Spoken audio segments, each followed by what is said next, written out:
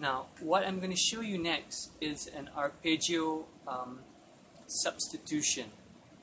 This is another thing that makes it sound extremely jazz, is when you're on one chord, to not actually play only the notes in the chord, but to use extensions, to use tension notes.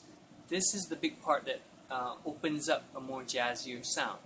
So we have an F7 chord, but what I'm going to show you now is another chord that could be played on top of that to create a jazzy sound. This is the substitution. So for F7, I will be playing an E flat minor 7 flat 5. E flat minor 7 flat 5. You may ask, how do you get this? Right now, what I want you to do is just to memorize that when you have an F7, think a whole step lower from the root. So F, E, E flat, and then think minor 7 flat 5. E flat, minor 7 flat 5. And the chord is F7, but play E flat minor 7 flat 5. Now the notes in this chord, E flat minor 7 flat 5, have a relationship to the F7 chord. The root for E flat minor 7 flat 5 is actually also the flat 7, the flatted 7 of F. So it's a chord tone of F7. Now this may be a lot of information, so when you watch this again, if you're really serious and this is new for you, watch this and digest. It takes some time. E flat is the flat 7 of F. Then you have the next note in E flat minor 7 flat 5.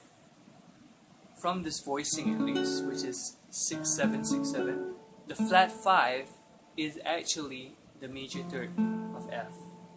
So you have what are called the guide tones. The guide tones are the two most important notes of a 4-part chord in jazz, E flat and A. Basically, if you have F, the root, and then you have E flat and A, it will sound like F7. So it sounds like F7, even though I'm only playing these two notes, and say I have a bass player playing F. Now, the additional two notes here represent two tensions over F7. D flat or C sharp represent the sharp 5 of F7 or the flat 13, depending how you view it. For now, I'm going to call it the sharp 5. Sharp 5 of F7 is C sharp. Then the next note you have is G flat. The G flat is the flatted 9, the flat 9 of F7. So if you have F7 flat 9, you have that sound. C sharp would be, so you hear F7 is no longer this common color of F7, F, A, C, E flat. That's the plain color, but you have the jazzier color.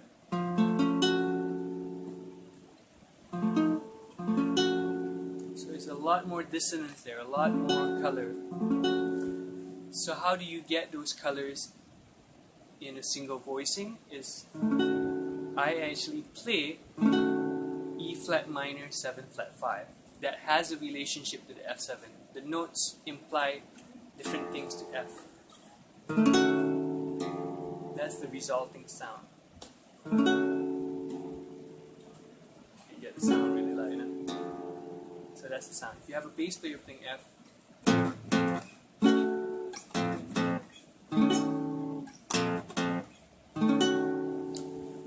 now, how does this relate to the earlier part of the lesson? When I told you just now, the first part, B flat major 7, you play B flat major 7 arpeggio. And I said F7, play F7.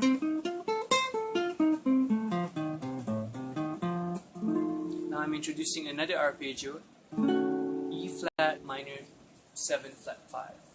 This is the fingering. Watch carefully. E flat, G flat, D flat, D flat. So I'm on a 6 fret, 6, 9, 7, 6. That's That's the first octave.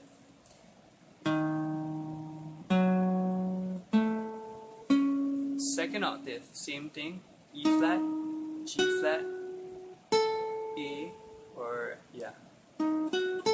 A, or B double flat, D flat. Okay?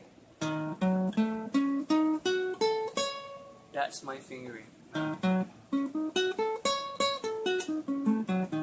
I added D flat and A here, lower notes. So I have the entire thing is within fret 1 to fret 9.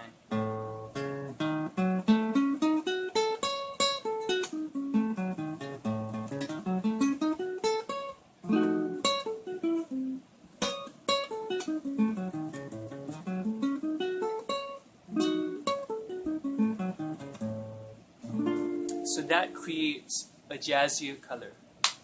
Now, how do you make this into a jazz guitar line? Follow my directions very carefully. This is very important when you start out. What I'm going to do now is choose 8 notes from the B flat major 7, and then I'm going to use 8 other notes from this new arpeggio, E flat minor 7 flat 5. Listen to how it sounds like. 1, 2, 3, 4, 5, 6, 7, 8. 1, 2, 3, 4, 5, 6, 7, 8. Okay?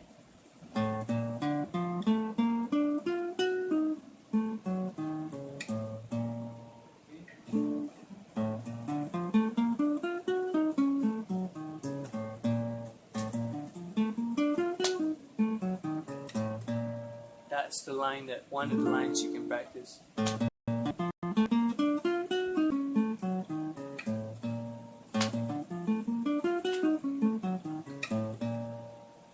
A, B flat, D, F, A, D flat, D, F, and I'm going to E flat minor 7, E flat minor 7 flat 5, G flat, B flat, D flat, D flat, G flat, E flat, D flat, A.